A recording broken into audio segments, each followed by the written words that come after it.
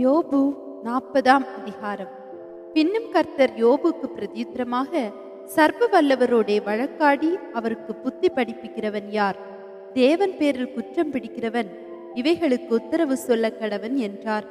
அப்பொழுது யோபு கர்த்தருக்கு பிரதியுத்தரமாக, இதோ நான் நீசன், நான் உமக்கு என்ன மறு உத்தரவு சொல்லுவேன்? என் கையினால் என் வாயை பொத்திக் கொள்கிறேன்.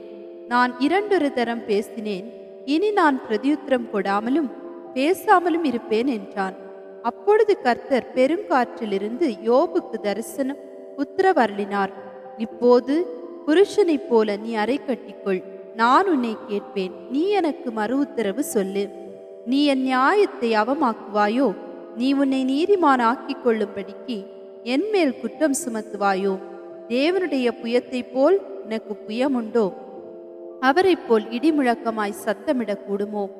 இப்போதும் நீ முக்கியத்தாலும் மகத்துவத்தாலும் உன்னை அலங்கரித்து மகிமையும் கனத்தையும் தரித்து கொண்டு நீ உன் கோபத்தின் உக்கிரத்தை வீசி அகந்தியுள்ளவனை எல்லாம் தேடி பார்த்து தாழ்த்திவிட்டு பெருமையுள்ளவனை எல்லாம் கவனித்து அவனை பணிய பண்ணி துன்மார்க்கரை அவர்கள் இருக்கிற ஸ்தலத்திலே மிதித்துவிடு.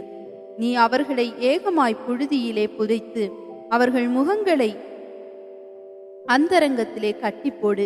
அப்பொழுது உன் வலது கை உனக்கு இரட்சிப்பு உண்டு பண்ணும் என்று சொல்லி நான் உன்னை புகழுவேன். இப்போதும் பிகேமோத்தை நீ கவனித்துப் பார். உன்னை உண்டாக்கினது போல அதையும் உண்டாக்கினேன். அது மாட்டைப் போல் புல்லை தின்னும். இதோ அதனுடைய பலன் அதன் இடுப்பிலும் அதன் வீரியம் அதன் வயிற்றின் நரம்புகளிலும் இருக்கிறது. அது தன் வாளை கேதுரு மரத்தைப் போல நீட்டுகிறது. அதன் இடுப்பு நரம்புகள் பின்னிக் கொண்டிருக்கிறது.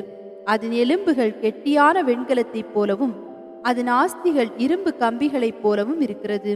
அது தேவனுடைய கிரியைகளில் பிரதானமான ஒரு கிரியை. அதை உண்டாக்கினவர் அதற்கு ஒரு பட்டயத்தையும் கொடுத்தார். காட்டு மிருகங்கள் யாவும் விளையாடுகிற மலைகள் அதற்கு மேய்ச்சலை விளைவிக்கும். அது நிழலுள்ள செடிகளின் கீழும் நாணலின் மறைவிலும் உளையிலும் படுத்துக்கொள்ளும். தலைகளின் நிழல் அதை கவிந்து நதியின் அவர்கள் அதை சூழ்ந்து கொள்ளும். இதோ நதி புரண்டு வந்தாலும் அது பாய்ந்தோடாது. யோர்தான் நதி அத்தனை தண்ணீர் அதன் முகத்தில் மோதினாலும் அது அசையாமல் இருக்கும். அதன் கண்கள் பார்த்திருக்க அதை யார் பிடிக்கக்கூடும்? மூக்கணாங் கயிறு போட அதன் மூக்கை யார் குத்தக்கூடும்? யோபு 41ஆம் அதிகாரம். லீவியாத்தானை தூண்டினால் பிடிக்கக்கூடுமோ? அதன் நாக்கை நீ விடுகிற கயிற்றினால் பிடிக்கக்கூடுமோ? அதன் மூக்கை நாற்கயிறு போட்டு கட்டக்கூடுமோ? புரட்டினால் அதன் தாடையை உருவ குத்தக்கூடுமோ? அது உன்னை பார்த்து அநேக விண்ணப்பம் செய்யுமோ? உன்னை நோக்கி இச்சக வார்த்தைகளை சொல்லுமோ? அது உன்னுடைய உடன்படிக்கை பண்ணுமோ? அதை சதா காலமும் அடிமை கொள்வாயோ?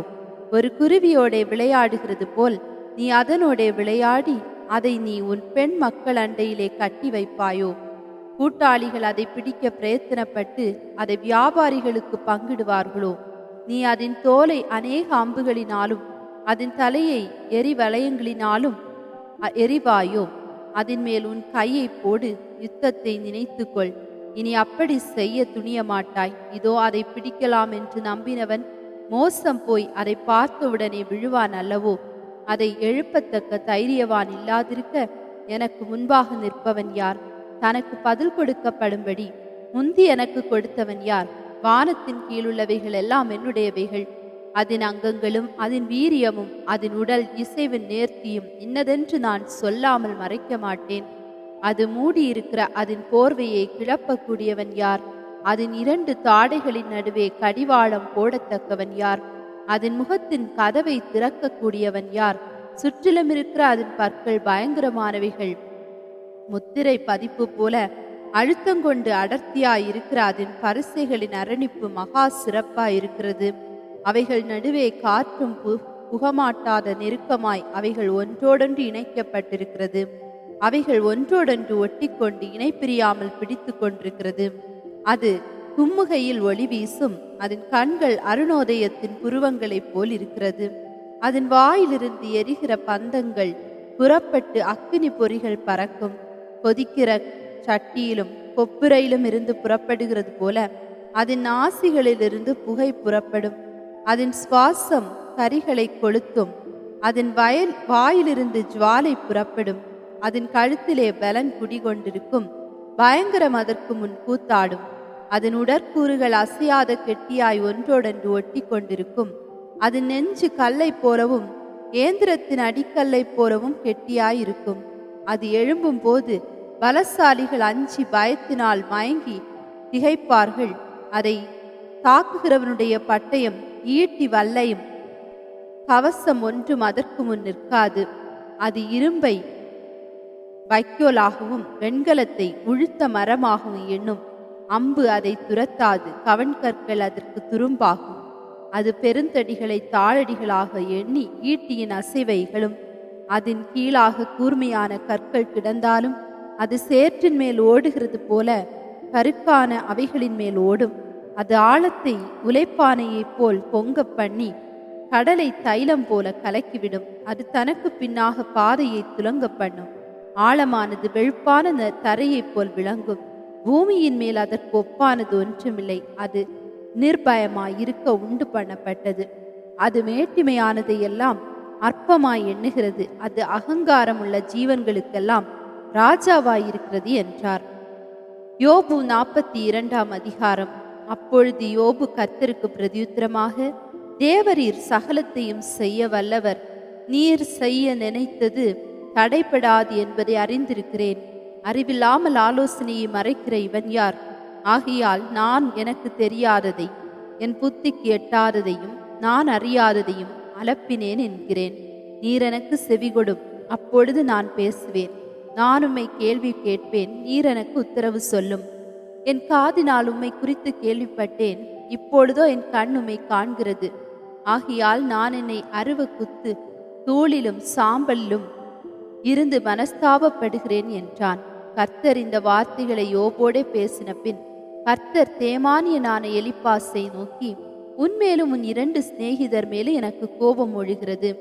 என் தாசனாகிய யோபு பேசினது போல நீங்கள் என்னை குறித்து நிதானமாய் பேசவில்லை.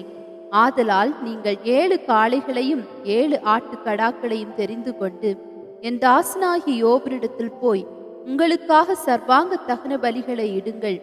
என் தாசனாகிய யோபும் உங்களுக்காக வேண்டுதல் செய்வான். நான் அவன் முகத்தை பார்த்து உங்களை உங்கள் புத்தியினத்துக்கு தக்கராய் நடத்தாதிருப்பேன். என் தாசனாகிய யோபு பேசினது போல் நீங்கள் என்னை குறித்து நிதானமாய் பேசவில்லை என்றார்.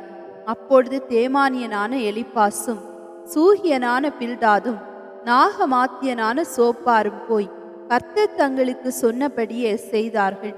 அப்பொழுது கர்த்தர் யோபின் முகத்தை பார்த்தார். யோபு தன் சிநேகிதருக்காக வேண்டுதல் செய்தபோது கர்த்தர் அவன் சிறையிருப்பை மாற்றினார். யோபுக்கு முன்னிருந்த எல்லாவற்றை பார்க்கிலும் இரண்டத்தனையாய் கர்த்தர் அவனுக்கு தந்தருளினார்.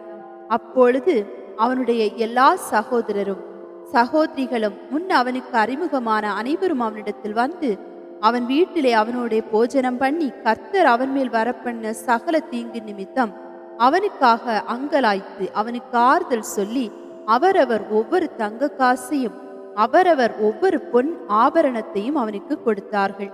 கர்த்தர் யோபின் முன்னிலைமையை பார்க்கிலும் அவன் பின்னிலைமையை ஆசீர்வதித்தார். 14,000 ஆடுகளும் 6,000 ஒட்டகங்களும் 1000 ஏர்களும் 1000 கழுதைகளும் அவனுக்கு உண்டாயின. 7 குமாரரும் 3 குமார்த்திகளும் அவனுக்கு பிறந்தார்கள். மூத்த மகளுக்கு எமிமாள் என்றும் 2ஆம் மகளுக்கு கெத்சியாள் என்றும் 3ஆம் மகளுக்கு கெரோனாப்புக் என்றும் பெயரிட்டான்.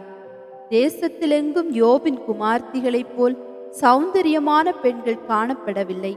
அவர்கள் தகப்பன் அவர்கள் சகோதரரின் நடுவிலே அவர்களுக்கு சுதந்திரம் கொடுத்தான். இதற்கு பின்பு யோபு 140 வருஷம் உயிரோடிருந்து 4 தலைமுறையாக தன் பிள்ளைகளையும் தன் பிள்ளைகளுடைய பிள்ளைகளையும் கண்டான். யோபு நெடுநாளிருந்து பூரண வயதுள்ளவனாய் மரித்தான்.